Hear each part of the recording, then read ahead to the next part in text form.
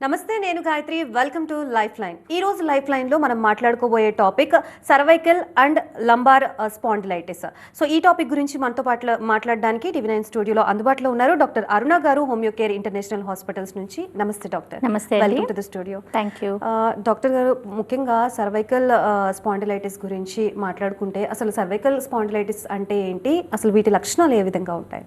Okay అండి, ఈ మధ్య కాలంలో చాలా మందికి చూస్తుంటామండి, నెక్ పెయిన్ అని, చేతులు గుంజడం, కాళ్ళు గుంజడం, ఇలాంటి సమస్యలు ఎక్కువగా చూస్తుంటాం.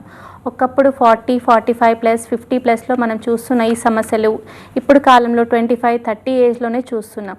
దీనికి లాంగ్ రన్లో మెయిన్ థింగ్స్ మనం హిస్టరీ ఆఫ్ ఫాల్, ఒకవేళ చిన్నతనంలో ఎక్కువగా యాక్సిడెంట్స్ అయ్యడం కానీ, హిస్టరీ ఆఫ్ ఇంజురీ ఉండడం వల్ల కానీ ఫ్యూచర్లో పెయిన్ వచ్చే అవకాశం ఉంటుంది. లాంగ్ రన్లో సిస్టమ్ చూడడం వల్ల ఈ పెయిన్ అనేది కంటిన్యూ అయ్యే అవకాశం ఉంటుంది. లాంగ్ స్టాండింగ్, లాంగ్ సిట్టింగ్, ఇలాంటి కండిషన్స్ వల్ల ఫస్ట్ సిమ్టమాటిక్గా మనకు పెయిన్ అనేది స్టార్ట్ అవుతుంటుంది. ఈ నెక్ పెయిన్ అనేది అక్యూట్ కండిషన్స్, అంటే పెయిన్ కొద్దిగా స్టార్ట్ అయిపోయి కొన్నిసార్లు కంటిన్యూగా పెయిన్ వచ్చే అవకాశం ఉంటుంది. ఈ పెయిన్ అక్యూట్ కండిషన్స్ నుంచి క్రానిక్ కండిషన్స్కి వెళ్ళే అవకాశం ఉంటుందండి. సో చాలామందికి నెక్ పెయిన్ కాన్స్టెంట్గా సిస్టమ్ చూడడం వల్ల కానీ, లాంగ్ రన్లో పిల్లలు చాలా మటుకు ఫోన్స్ చూస్తూ ఉంటారు, కంటిన్యూగా గేమ్స్ ఆడడం వల్ల హ్యాండ్స్ మూమెంట్స్ ఎక్కువగా ఉంటుంది. ఇలాంటి వారికి 20, 25 ప్లస్ 30 ప్లస్ వచ్చినప్పుడు ఈ స్పాండిలైటిక్ చేంజెస్ అనేది వస్తూ ఉంటాయి. ఒకప్పుడుతో పోలిస్తే స్పాండిలైటిక్ చేంజెస్ అనేది ఈ మధ్య కాలంలో చాలా మందిలో మనం చూస్తున్నాం. కొందరు సిమ్టమాటిక్గా పెయిన్ ఉంటుంది, కొందరికి ఏసిమ్టమాటిక్గా పెయిన్స్ అనేవి మనం చూస్తూ ఉంటామండి. రైట్ డాక్టర్ గారు, ఇప్పుడు మీరు అన్నట్టుగా డెస్క్ జాబ్ చేసే వాళ్ళకో లేకపోతే మొబైల్స్ ఎక్కువగా యూస్ చేసే వాళ్ళకి ఈ ప్రాబ్లం అనేది ఫేస్ చేస్తున్నారని అంటున్నారు. ఇంట్లో ఉండే ఆడవాళ్ళకు కూడా చాలామందికి ఈ ప్రాబ్లం ఫేస్ చేస్తున్నారు. కొంతమంది టైలరింగ్ జాబ్స్ చూస్ చేసుకున్న వాళ్ళు కూడా చేస్తున్నారు. వాళ్ళల్లో రావడానికి అసలు బేసిక్ రీజన్ ఏంటి? ఆడవాళ్ళు చాలా మటుకండి పెయిన్స్ అనేవి ఎక్కువగా ఉంటున్నాయి. వాళ్ళు చేసే హౌస్ హోల్డ్ వర్క్స్ వల్ల కావచ్చు, హెవీ లిఫ్టింగ్ వెయిట్స్ వల్ల కావచ్చు, లేకపోతే మనం చాలా మటుకు లాంగ్ రన్లో ఎక్కువగా ఎక్విప్మెంట్స్ యూస్ చేసే వాళ్ళలో కూడా ఉంటుందండి. సో హోమ్ వర్క్స్ చేసేవాళ్ళు, ఎస్పెషలీ టైలర్స్ కావచ్చు, లేకపోతే ఫిజికల్ వర్క్స్ ఎక్కువ చేసేవాళ్ళు, ఫార్మింగ్ చేసేవాళ్ళు, ఎక్కువగా హ్యాండ్ మూమెంట్ ఇచ్చే వారిలో కూడా పెయిన్స్ అనేది ఉంటుంది. చాలామందికి న్యూట్రిషనల్ డెఫిషియన్సీ, అంటే calcium, vitamin B12, vitamin D source ఇవి తగ్గినా కూడా పెయిన్స్ అనేది చాలా మటుకు ఉంటుందండి. సో ప్రెగ్నెన్సీస్ తర్వాత, డెలివరీస్ తర్వాత న్యూట్రిషనల్ డెఫిషియన్సీ ఉండడం వల్ల కూడా ఈ పెయిన్స్ అనేది కంటిన్యూ అవుతూ ఉంటుంది. ఈ మధ్య కాలంలో చిన్న పిల్లల్లోనే మనం ఈ పెయిన్స్ అనేది కాన్స్టెంట్గా చూస్తూ ఉంటాం. లాంగ్ డ్రైవ్లో మనం జర్నీ చేయడం వల్ల కావచ్చు, డ్రైవింగ్ ఎక్కువ చేయడం వల్ల కావచ్చు, బైక్ డ్రైవింగ్, నైట్ షిఫ్ట్ చేసేవాళ్ళు, కంటిన్యూటీ చాలా మటుకు న్యూట్రిషనల్ డెఫిషియన్సీ కంటిన్యూ అవడం వల్ల ఈ పెయిన్స్ అనేది కంటిన్యూ అవుతూ ఉంటుందండి. ఈ స్పాండిలైటిక్ చేంజెస్ అనేది ఫస్టే మనకు ఎక్స్రే కానీ, MRIలో కానీ కనిపించవు. పెయిన్ అనేది అక్యూట్ కండిషన్స్ నుంచి స్టార్ట్ అయ్యి డీజనరేషన్ కాకముందే పెయిన్స్ అనేది స్టార్ట్ అవుతూ ఉంటాయి. కొందరికి నెక్ పెయిన్, నెక్ దగ్గర నుంచి స్కాపులా, షోల్డర్ దగ్గర నుంచి చేతులు అనేవి గుంజుతూ ఉంటాయి, కొందరికి తిమ్మిర్లు అనేది వస్తూ ఉంటాయి. ఇలా ఉన్న వారందరికీ స్పాండిలైటిస్ ఉంది అని మనం చెప్పుకోలేం. ఎక్స్రే చేయించి పెయిన్ అరిగింది అని చెప్తే కానీ మనకు స్పాండిలైటిస్ లేనట్టు. కానీ ఈ పెయిన్స్ అనేది కంటిన్యూగా ఉండడానికి వాళ్ళ వర్క్ ప్రొఫెషనే మెయిన్ రీజన్. చాలా మటుకు వర్క్ రెస్ట్ లేకుండా చేస్తూ ఉంటారు. వెదర్ వాళ్ళు ఫీమేల్ కావచ్చు, మెయిల్ కావచ్చు, డెస్క్ జాబ్స్ కావచ్చు, టైలరింగ్ కావచ్చు, జర్నీస్ ఎక్కువ చేయడం వల్ల కావచ్చు, డ్రైవింగ్ వల్ల కావచ్చు, ఏదైనా లాంగ్గా మనం ఏదైనా యూస్ చేయడం వల్ల పెయిన్ అనేది కంటిన్యూ అవుతూ ఉంటుంది. సో పెయిన్ కంటిన్యూటీ బట్టి రెస్ట్ లేకుండా మనం వర్క్ చేసినట్లయితే ఫ్యూచర్ డిస్క్ కావచ్చు, బోన్ కావచ్చు, అరుగుదలకు ఛాన్సెస్ ఉంటాయండి. సో మనం అరుగుదల కాకుండా ముందే మనం పెయిన్కి తగినట్టు ట్రీట్మెంట్ కానీ, రెస్ట్ ఫేజ్లో కానీ, కొంతమందిలో ఫిజియోథెరపీ చేయించుకోవడం వల్ల కూడా పెయిన్స్ అనేది రిలాక్స్ అవుతూ ఉంటుంది. హాట్ థెరపీ, కోల్డ్ థెరపీ ఇలాంటివి చేయించడం వల్ల కూడా అక్యూట్ కండిషన్స్లో ఉన్న పెయిన్ అనేది రెడ్యూస్ అయ్యే అవకాశం ఉంటుంది. సో ఈ ప్రాబ్లమ్ని ఫేస్ చేసే పేషెంట్స్ ఎవరైనా సరే దీన్ని ఈ పర్టికులర్ స్పాన్ ఆఫ్ పీరియడ్లో ఇంతసేపు పెయిన్ వస్తుందనో లేకపోతే ఇన్ని డేస్ కాన్స్టెంట్గా పెయిన్ వస్తుందని ఎలా ఐడెంటిఫై చేయొచ్చు? ఓకే అండి, సో మనం ఈ ఆర్థరైటిక్ చేంజెస్ అనేది ఫస్ట్ న్యూట్రిషనల్ డెఫిషియన్సీ వల్ల వస్తుందా లేకపోతే అరుగుదల వల్ల వస్తుందా మనం ముందు తెలుసుకోవాల్సి ఉంటుందండి. సో న్యూట్రిషనల్ డెఫిషియన్సీ వల్ల ఉన్న వాళ్ళకు పెయిన్స్ అనేది కంటిన్యూగా ఉండదు. వర్క్ చేసినంతసేపు పెయిన్ ఉంటుంది, రెస్టింగ్ ఫేజ్లో ఉన్నప్పుడు పెయిన్ అనేది తగ్గుతూ ఉంటుంది. సో ఇలాంటి వారికి ప్రాపర్గా రెస్ట్ తీసుకొని తగినన్ని ఆహార పద్ధతుల్లో మార్పులు చేసి మెటబాలిజం ఇంప్రూవ్ చేసుకున్నట్లయితే పెయిన్ తగ్గే అవకాశం ఉంటుంది. కానీ వాళ్ళు చేసే work profession constant sitting job, లేదు అంటే సిస్టమ్ యూస్ చేసే వాళ్ళు, డ్రైవింగ్, హ్యాండ్ మూమెంట్ అనేది కంటిన్యూగా ఉంటుంది. హిస్టరీ ఆఫ్ ఫాల్, లేదు అంటే ఇంకా వేరే ఇష్యూస్ వల్ల స్లోగా డీజనరేటివ్ చేంజెస్ స్టార్ట్ అవుతూ ఉంటాయండి. సో సర్వైకల్ స్పాండిలైటిస్లో మన సర్వైకల్ బోన్స్ C1 నుంచి C7 వాటి మధ్యలో ఉన్న డిస్క్ అంటే కుషనీ మెటీరియల్ అరుగుదల వల్ల కావచ్చు, డిస్లొకేషన్ వల్ల కావచ్చు, లేకపోతే డీజనరేషన్ వల్ల కావచ్చు, మైల్డ్గా పెయిన్ అనేది స్టార్ట్ అవుతూ ఉంటుంది.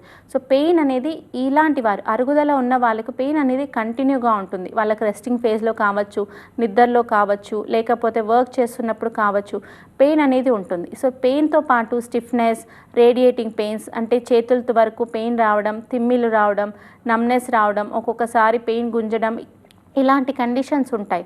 సో అరుగుదల పెయిన్కి మనకు న్యూట్రిషనల్ డెఫిషియన్సీ వల్ల వస్తున్న పెయిన్స్కి చాలా డిఫరెన్స్ ఉంటుందండి. సో న్యూట్రిషనల్ డెఫిషియన్సీ లాంగ్ రన్లో ఉండడం వల్ల కూడా అరుగుదలకు రీజన్ అవుతూ ఉంటుంది. ఈ మధ్య కాలంలో 25 నుంచి 35+ వాళ్ళలోనే ఈ సాఫ్ట్వేర్ జాబ్ చేసేవాళ్ళు, లేకపోతే లాంగ్గా జర్నీ చేసేవాళ్ళు ఈ స్పాండిలైటిక్ చేంజెస్ అనేది చాలా ఎక్కువగా చూస్తూ ఉంటున్నాం.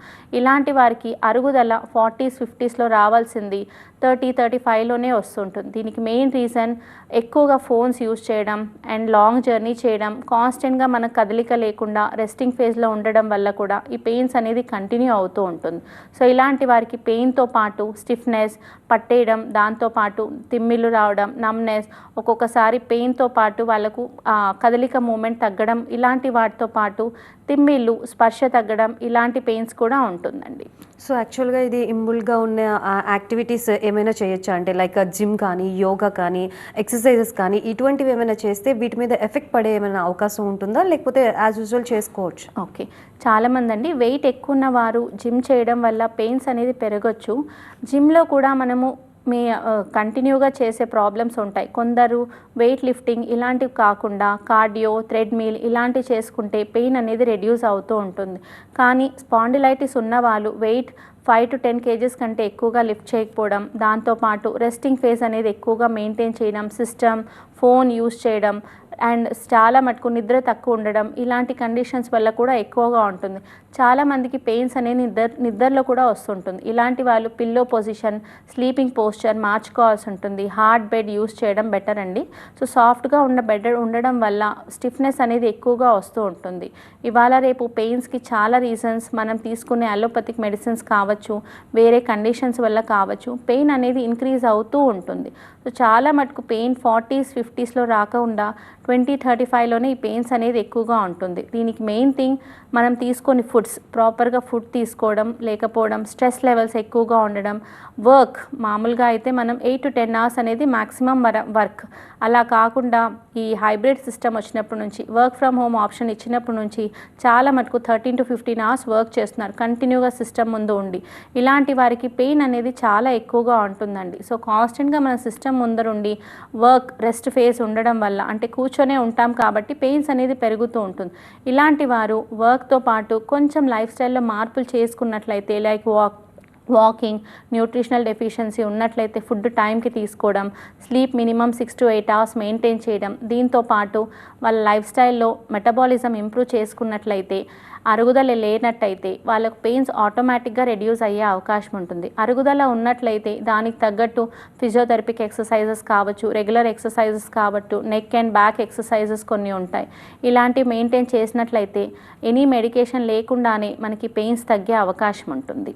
సో డాక్టర్ గారు, ఏ ప్రాబ్లంకైనా పర్మనెంట్ సొల్యూషన్ అనేది ఉంటే బాగుంటుంది అని అందరూ ఎక్స్పెక్ట్ చేస్తుంటారు. మరి ఈ ప్రాబ్లంకి పర్మనెంట్ సొల్యూషన్ అనేది ఉంటుందా? ఉంటే అసలు దాని ప్రొసీజర్ ఏముంటుంది? ఎటువంటి డైట్ కానీ, ఎటువంటి ట్రీట్మెంట్ కానీ తీసుకోవాలి? ఓకే, సో బేసిక్గా అండి spondylitis, cervical spondylitis, lumbar spondylitis అనేది arthritic changes. So inflammation of bone వల్ల వస్తుంది, డీజనరేషన్ అరుగుదల వల్ల వస్తుంది, డిస్లొకేషన్ వల్ల వస్తుంది. కాబట్టి పోయిన అరుగుదలని మనం ఎప్పటికీ తీసుకురాలేమండి. కొన్ని కండిషన్స్కి పర్మనెంట్ క్యూర్ అనేది మనం ఎప్పటికీ ఎక్స్పెక్ట్ చేయకూడదు. సో అరిగిపోయింది మనం ఎప్పటికీ తీసుకురాలేమండి. కానీ లైఫ్ స్టైల్ మోడిఫికేషన్స్ మెయింటైన్ చేసుకున్నట్లయితే further pain intensity, severity severity తగ్గే అవకాశం ఉంటుంది. వాళ్ళు ఎవరి సపోర్ట్ లేకుండా, ఎప్పుడు డిపెండ్ లేకుండా వాళ్ళ వరకు వాళ్ళు చేసుకునేటట్టు మాత్రం ఖచ్చితంగా హెల్ప్ చేస్తుంటుంది. బేసిక్గా స్పాండిలైటిక్ చేంజెస్లో డిస్క్ డీజనరేషన్తో పాటు ఎముక కూడా అరిగే అవకాశం ఉంటుంది. C1 నుంచి C7 లంబార్ బోన్స్ దగ్గర L1 నుంచి L5 దగ్గర అరిగే అవకాశం ఉంటుంది. కాబట్టి అరుగుదలని మనం ఆ ఏజ్కి తగ్గట్టు ఆపచ్చు. డిస్క్ అనేది హెల్దీగా మెయింటైన్ చేయొచ్చు తప్పనించి మనం పెయిన్ అనేది ఇంటెన్సిటీ సివియారిటీ తగ్గించవచ్చు. సో ఇలాంటి వారికి మనం పర్మనెంట్గా సొల్యూషన్ ఎక్స్పెక్ట్ చేయకుండా life style modification like exercises, weight ఎక్కువగా ఉన్నట్లయితే వెయిట్ మెయింటైన్ చేయడం, రెగ్యులర్ మన లైఫ్ స్టైల్లో యోగా కానీ ఎక్సర్సైజెస్ కానీ చేస్తూ పెయిన్ అనేది మెయింటైన్ చేసుకున్నట్లయితే చాలా మటుకు వాళ్ళకు రిలీఫ్తో పాటు ఫ్యూచర్ ఎటువంటి కాంప్లికేషన్స్ లేకుండా ఉంటాయి. అలా కాకుండా పూర్తిగా రెడ్యూస్ అవుతుంది అని చాలామంది ఎక్స్పెక్ట్ చేసుకొని పెయిన్ కిల్లర్స్ ఇలాంటివి యూస్ చేస్తూ ఉంటారు. పెయిన్ కిల్లర్ యూస్ చేసినప్పుడు పెయిన్ అనేది తగ్గుతుంది, కానీ లాంగ్ రన్లో పెయిన్ కిల్లర్స్ యూస్ చేయడం వల్ల గ్యాస్ట్రిక్ కంప్లైంట్స్ పెరుగుతూ ఉంటాయి, వెయిట్ పెరిగే అవకాశం ఉంటుందండి. సో పెయిన్ రెడ్యూస్ అవ్వకపోయినా పర్వాలేదు, పెయిన్ కిల్లర్స్ వల్ల సైడ్ ఎఫెక్ట్స్ అనేది మనం పెంచడం వల్ల ఫ్యూచర్ స్పాండిలైటిక్ చేంజెస్ ఇంకా పెరిగే అవకాశం ఉంటుంది. డీజనరేషన్తో పాటు ఒక్కొక్కసారి డిస్క్ డిస్టర్బెన్సెస్ కూడా వచ్చే అవకాశం ఉంటుంది, స్పైన్ పోస్చర్ చేంజ్ అయ్యే అవకాశం ఉంటుంది. సో ఇలాంటి వారు పెయిన్ కిల్లర్స్ రెడ్యూస్ చేసుకొని ఖచ్చితంగా వాళ్ళ లైఫ్ స్టైల్లో మోడిఫికేషన్, వెయిట్ రెడ్యూస్ అవ్వడం, proper yoga exercises, heavy weights lift చేయకపోవడం, వర్క్ చేస్తూ రెస్టింగ్ ఫేజ్లో ఉండడం ప్రాపర్గా మేనేజ్ చేసుకున్నట్లయితే కొంతవరకు వాళ్ళ సిమ్టమాటిక్గా రిలీఫ్ ఇస్తూ ఫ్యూచర్ ఎటువంటి కాంప్లికేషన్ లేకుండా మెయింటైన్ చేయొచ్చు. రైట్. డాక్టర్ గారు, ఈ సర్వైకల్ స్పాండిలైటిస్కి సంబంధించి కానీ లంబార్ స్పాండిలైటిస్కి సంబంధించి కానీ ట్రీట్మెంట్ ఇనీషియల్ స్టేజ్ నుంచి అలాగే క్రిటికల్ కేసెస్లో ఏ విధంగా ఉంటుంది స్టెప్ బై స్టెప్? బేసిక్గా అండి ఇనీషియల్ ఫేజెస్లో చాలామంది పెయిన్తో వస్తూ ఉంటారు.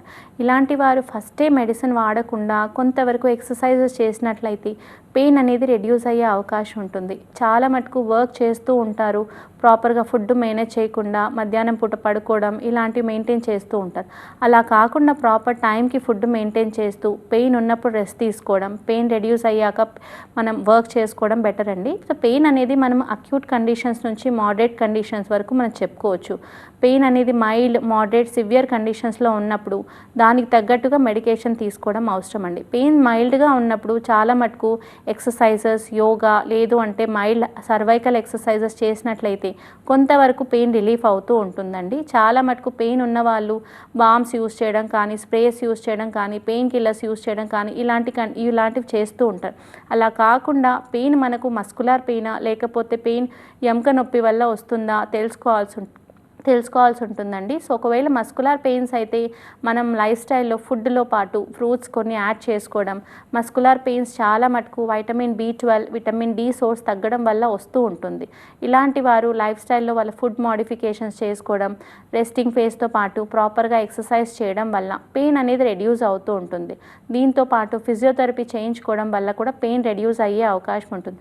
ఫిజియోథెరపీ చేయించినప్పుడు పెయిన్ రెడ్యూస్ అవుతుంది, మళ్ళీ దాని తర్వాత మళ్ళీ పెయిన్ ఇంక్రీజ్ అవుతూ ఉంటుంది అంటే లోపల డీజనరేషన్ స్టార్ట్ అవుతున్నట్టు లెక్క. సో ఇలాంటి వారు మనం ఫస్ట్ ఎక్స్రే కానీ MRI కానీ చేయించుకున్నట్లయితే డీజనరేటివ్ చేంజెస్తో పాటు ఒక్కొక్కసారి నర్వ్ ఇన్వాల్వ్మెంట్ కూడా ఉంటుంది. ఇలాంటి వారికి నర్వ్ పెయిన్తో పాటు తిమ్మిళ్ళు పట్టేయడంతో పాటు ఒక్కొక్కసారి బాగా పెయిన్ అనేది రేడియేట్ అవుతూ ఉంటుంది, 2 చేతులకి నొప్పి వస్తుంది. ఇలాంటి వారు ఖచ్చితంగా సిమ్టమాటిక్గా ట్రీట్మెంట్ తీసుకోవడం అవసరం అండి. సో పెయిన్ సివియర్గా ఉన్నప్పుడు పెయిన్ కిల్లర్స్తో పాటు చాలా మటుకు డిస్కెక్టమీ అంటే సర్జరీ చేయించుకోవడానికి ఆప్షన్ ఇస్తూ ఉంటారు. సో సర్జరీ చేయించుకోవడం వల్ల పెయిన్ అనేది పర్మనెంట్గా రెడ్యూస్ అవ్వదు, కానీ పెయిన్ మళ్ళీ వచ్చే అవకాశం ఉంటుంది. సో ఆర్టిఫిషియల్ డిస్క్ రీప్లేస్మెంట్ చేస్తూ ఉంటారు, బోన్ రీప్లేస్ చేసి పెయిన్ అనేది అప్పటికి సెట్ చేస్తుంటారు. కానీ మళ్ళీ 5 to 10 years తర్వాత మళ్ళీ వాడుకబట్టి మళ్ళీ పెయిన్స్ అనేది వస్తూ ఉంటాయి. సో ఈ స్పాండిలైటిక్ చేంజెస్ అనేది లైఫ్ స్టైల్లో మోడిఫికేషన్ చేసుకోవడం వల్ల, దాంతోపాటు సిమ్టమాటిక్గా మెడికేషన్ వాడడం వల్ల తగ్గుతుంది. లైఫ్ స్టైల్లో మనకు resting phase, work phase and modification phase అనేది ఉంటుంది. ఇలాంటివి మెయింటైన్ చేసుకొని ప్రాపర్గా బ్యాలెన్స్ చేసుకున్నట్లయితేనే పెయిన్ కంప్లీట్గా తగ్గుతుంటుంది. కానీ మళ్ళీ పెయిన్ అనేది రిపీట్ అవుతూ ఉంటుంది కాబట్టి సో పెయిన్ రిపిటేషన్ ఉన్నప్పుడు సిమ్టమాటిక్గా మెడికేషన్ తీసుకోవడం బెటర్ అండి. So homeopathy medication, genetic constitution, simillimum ద్వారా పెయిన్ అనేది రెడ్యూస్ అవుతూ bone strengthening medicines, muscle strengthening మెడిసిన్స్తో పాటు నర్వ్ స్ట్రెంథనింగ్ మెడిసిన్స్ ఇవ్వడం జరుగుతుంది.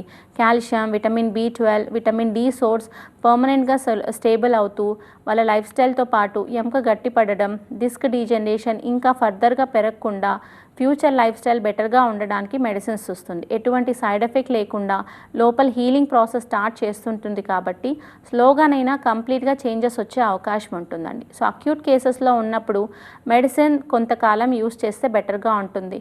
కొంతమందికి C1 నుంచి C7లో చాలా మటుకు 3 to 4 బోన్స్ అనేది డిస్క్ డీజనరేషన్తో పాటు థీకల్ ఇండెంటేషన్ ఉంటుంది కాబట్టి ఇలాంటి వారు కంటిన్యూగా కొంతకాలం మెడికేషన్ వాడుతూ లైఫ్ స్టైల్లో మోడిఫికేషన్, ఎక్సర్సైజెస్ ఇలాంటివి చేసుకున్నట్లయితే ఫ్యూచర్ వాళ్ళకు 60స్కి వచ్చినప్పుడు ఎటువంటి పెయిన్ ఆర్ ఇంకే ఇన్స్టెబిలిటీ లేకుండా ఉంటుంది.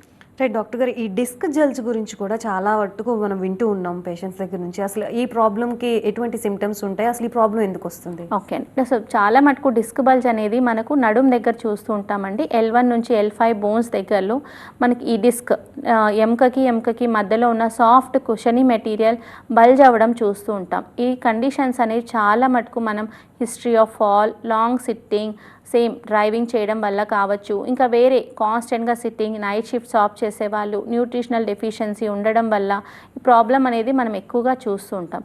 ఈ బల్జ్ కండిషన్స్లో వాళ్ళకు కాన్స్టెంట్గా పెయిన్, కూర్చున్నప్పుడు పెయిన్, నిల్చున్నప్పుడు పెయిన్, నర్వ్స్ అనేది కంప్రెస్ అవ్వడం వల్ల పెయిన్ అనేది కంటిన్యూగా ఉంటుంది. సో 100% డిస్క్ బల్జ్ ఉన్న వాళ్ళు ఈ సాటికా పెయిన్ అనేది మనం కూడా కాన్స్టెంట్గా చూస్తూ ఉంటామండి. సో లోపల డిస్క్ అరగడం వల్ల పెయిన్ అనేది కంటిన్యూగా ఉండడం వల్ల కాళ్ళకు కూడా ఒక్కొక్కసారి తిమ్మిలు రావడం, పట్టేయడం, స్టిఫ్నెస్ ఇలాంటి కండిషన్స్ చూస్తూ ఉంటాం. సో ఈ డిస్క్ బల్జ్ కండిషన్స్లో చాలా మటుకు కాన్స్టెంట్గా కూర్చొని ఉండడం, లేదు అంటే చాలా మటుకు నిల్చొని పనిచేసే వాళ్ళలో ఎక్కువ చూస్తున్నాం. హౌస్ హోల్డ్ కోర్స్లో టైలరింగ్ వర్క్ చేసేవాళ్ళు, కాన్స్టెంట్గా వర్క్ చేసేవాళ్ళు, ఫార్మింగ్ ఒంగి లేచే పని చేసేవాళ్ళు ఇలాంటి వాళ్ళలో చూస్తూ ఉంటాం. IT సెక్టర్ వాళ్ళు, నైట్ షిఫ్ట్ చేసేవాళ్ళు ఎక్కువగా ఇది చూస్తూ ఉంటాం. కాన్స్టెంట్గా allopathy medicines like diabetes, chronic health conditions ఉండి, హార్ట్ ఎయిల్మెంట్స్ ఉండి ఇలా ఎక్కువగా అలోపతి మెడిసిన్స్ యూస్ చేస్తుండడంతో పాటు కాల్షియం డెఫిషియన్సీ, వేరే డెఫిషియన్సీ వచ్చి కూడా ఫ్యూచర్ కేసెస్లో మనకు డిస్క్ బల్జ్ కావచ్చు, లంబార్ స్పాండిలైటిస్ కావచ్చు, సర్వైకల్ స్పాండిలైటిస్ కావచ్చు, సయాటికా ఇలాంటి కాంప్లికేషన్స్ వచ్చే అవకాశం కూడా ఉంటుంది. సో డాక్టర్ గారు, అసలు ఇవి రాకోకుండా ప్రివెంట్ చేయాలి అని అంటే ముందుగానే ఎటువంటి జాగ్రత్తలు తీసుకోవాలి? ఈ మధ్య కాలంలో చూస్తున్నామండి, పోస్ట్ కోవిడ్ కిడ్స్ అందరూ ఫోన్కి అలవాటు పడిపోయారు. లాంగ్ టర్మ్లో హ్యాండ్స్ యూస్ చేస్తూ గేమ్స్ ఆడడం, ఫోన్ ఎక్కువగా చూస్తున్నారు. ఫోన్ చూడడం ప్రాబ్లం కాదు, మన హ్యాండ్ మూమెంట్ ఒకటే పొజిషన్లో ఉండి వాడడం వల్ల continue 10 to 12 years kids future 25-30 ఏజ్లో వాళ్ళకు స్పాండిలైటిక్ చేంజెస్ అనేది వచ్చే అవకాశం ఉంటుంది. సో ఇలాంటి వారికి ఫిజికల్ ఎక్సర్షన్ లేకపోవడం వల్ల, కాన్స్టెంట్గా కూర్చొని ఒకటే దగ్గర ఉండడం వల్ల వెయిట్ పెరగడం ఇలాంటి కండిషన్స్ కూడా చూస్తున్నాం. సో మనకు ఎప్పటికీ పెయిన్స్, ఏజ్కి తగ్గట్టు పెయిన్స్ రావాలి అనుకుంటే మనం ఫస్ట్ థింగ్ మన లైఫ్ స్టైల్లో ప్రాపర్ వాకింగ్, న్యూట్రిషనల్ డెఫిషియన్సీ లేకుండా ఫుడ్, దాంతోపాటు ఫిజికల్ ఎక్సర్షన్ ఉన్నట్లయితే బెటర్గా ఉంటుంది. ఎస్పెషలీ కిడ్స్ అండి. సో 8 to 10 to 16 ఇయర్స్లో ఉన్న పిల్లలు చాలా మటుకు ఫోన్స్ అనేది ఎక్కువగా యూస్ చేస్తున్నారు. ఫిజికల్ ఎక్సర్షన్ లేకుండా కాన్స్టెంట్గా ఫోన్ యూస్ చేస్తున్నారు. ఇలాంటి వారికి పెయిన్ అనేది అప్పుడు తెలియదు. వాళ్ళు ఏజింగ్ ప్రాసెస్లో చాలా మటుకు 20s, 30s IT sector join అయినప్పుడు లేకపోతే జర్నీస్ చేసే వాళ్ళలో పెయిన్స్ అనేది పెరుగుతూ ఉంటుంది. హిస్టరీ ఆఫ్ ఫాల్ ఉన్నా కూడా ఫ్యూచర్లో పెయిన్స్ వచ్చే అవకాశం ఉంటుంది. ఇలాంటి వారు ముందుగానే జాగ్రత్తలు తీసుకొని వాళ్ళ లైఫ్ స్టైల్లో డైట్ ప్రాపర్గా మెయింటైన్ చేసుకొని వెయిట్ మెయింటైన్ చేసుకున్నట్లయితే ఫర్దర్ కాంప్లికేషన్స్ లేకుండా ఏజ్కి తగ్గట్టు స్పాండిలైటిక్ చేంజెస్ వచ్చే అవకాశం ఉంటుంది.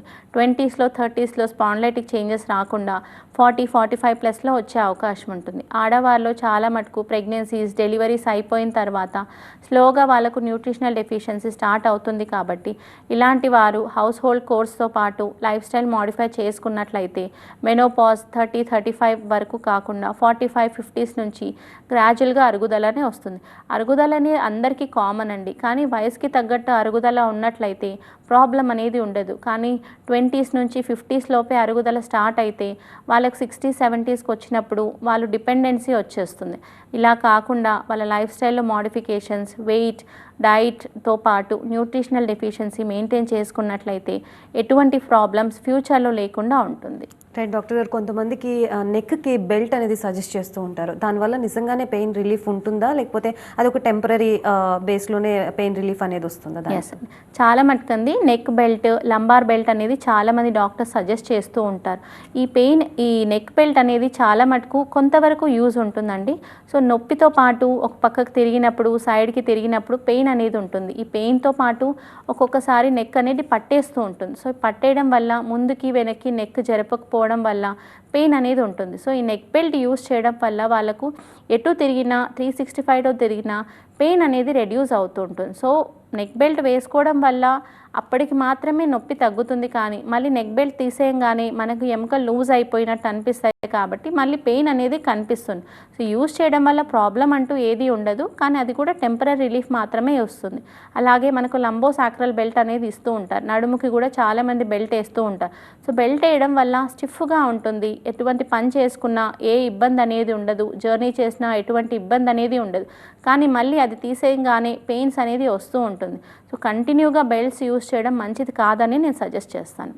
రైట్, మొత్తంగా హోమియో కేర్ ఇంటర్నేషనల్లో ఈ సబ్జెక్ట్కి సంబంధించి, లేకపోతే ఈ డిసీజెస్కి సంబంధించి ఎటువంటి ట్రీట్మెంట్స్ అవైలబుల్గా ఉన్నాయో చెప్పండి. ఓకే, చాలామంది అండి cervical spondylitis, lumbar spondylitis, disc problems, sciatica problems అనేది ఎర్లీ ఫేజ్లో కొందరికి స్టార్ట్ అవుతూ ఉంటాయి. 20s నుంచి 40s నుంచి 60s. సో ఏజ్ పరంగా వస్తున్న సాటిక్ ప్రాబ్లమ్స్, డిస్క్ ప్రాబ్లమ్స్ అనేది మనం సిమ్టమాటిక్గా రిలీఫ్ ఇవ్వచ్చు. కానీ 30s 20sలో వచ్చిన వారికి సిమ్టమాటిక్ రిలీఫ్తో పాటు నర్వ్ స్ట్రెంథనింగ్, కాల్షియంతో పాటు మజిల్ స్ట్రెంథనింగ్, విటమిన్ B12 ఇలాంటి మెడిసిన్స్ కూడా అవైలబుల్ ఉన్నాయండి. సో బేసిక్గా constitutional medicines, genetic constitutional simillimum, strengthening medicines అనేది హోమియో కేర్లో అవైలబుల్ ఉంది. సో వీళ్ళకి పెయిన్ తగ్గడమే కాకుండా ఫ్యూచర్ ఎటువంటి కాంప్లికేషన్స్, సర్జరీ అవాయిడ్ చేసేటట్టు పెయిన్స్ అనేది హెల్ప్ చేస్తూ ఉంటుంది.